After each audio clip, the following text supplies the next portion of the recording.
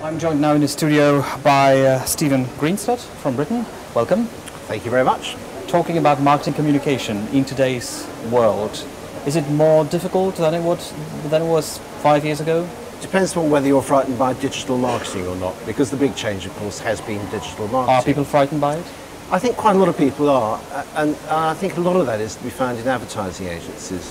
By and large, clients are much more confident about it. The reason it's difficult in advertising agencies is that traditional advertising agencies, which used to make their money out of 30-second TV commercials, are now being asked to do something very different. And what that is to invite into advertising agencies geeks whom they think as weird creatures from outer space, and integrate them with their own teams and come up with ideas which exist in hyperspace.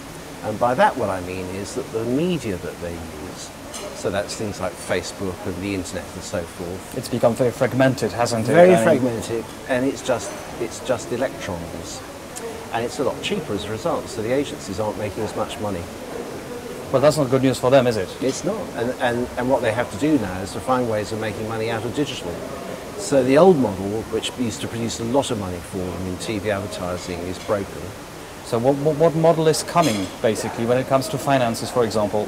Well, the model which is slowly emerging, and it's emerging with a great deal of pain, I can tell you, is trying to make money out of ideas and content.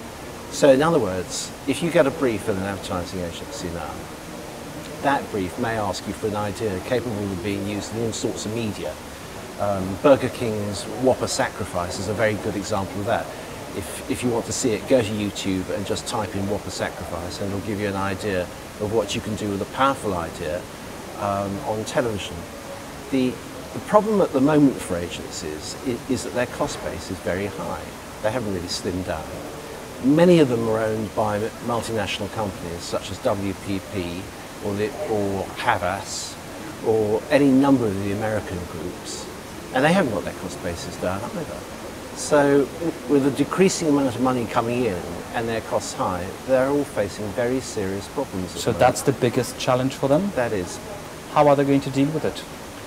Well, one of the things that has happened to agencies is that many relationships have been allowed to be decreased in importance by client companies.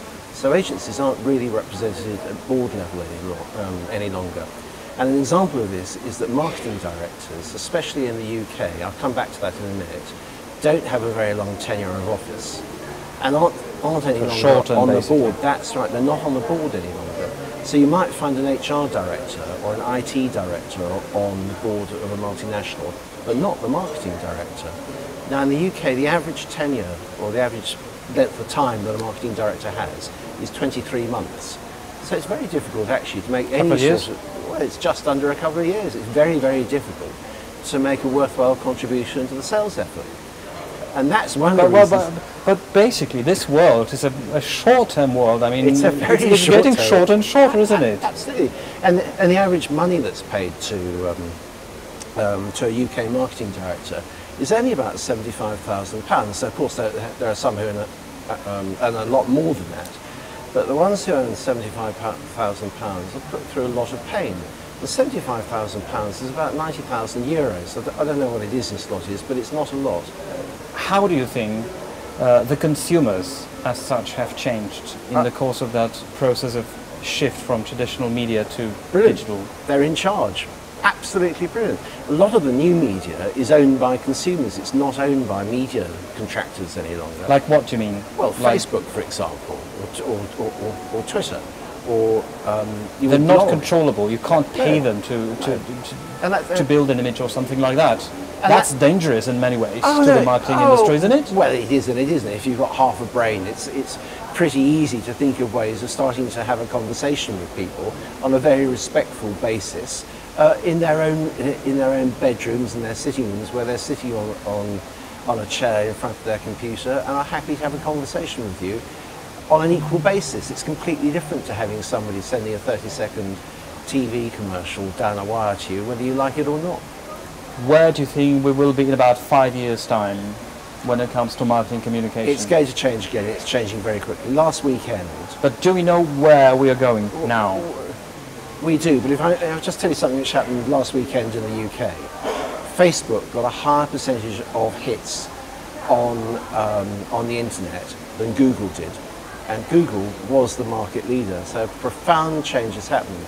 Social networking is going to be extraordinarily important, much more so than it is now. I can't predict who's going to be the winner there because Facebook has only been in the market for a short time. There may be 2 or 3 newcomers who overtake it very quickly. But people like being empowered. They like being able to choose what they see, when they see it, and they especially like to choose companies who have a good story to tell. And some of the companies which are big, like Procter & Gamble, don't have that story, but Apple, for example, does. So there's a great shift in power in that industry, isn't there? I think that's very good. Stephen, thank you very much indeed. Good to be with you. Thanks a lot. Thank you.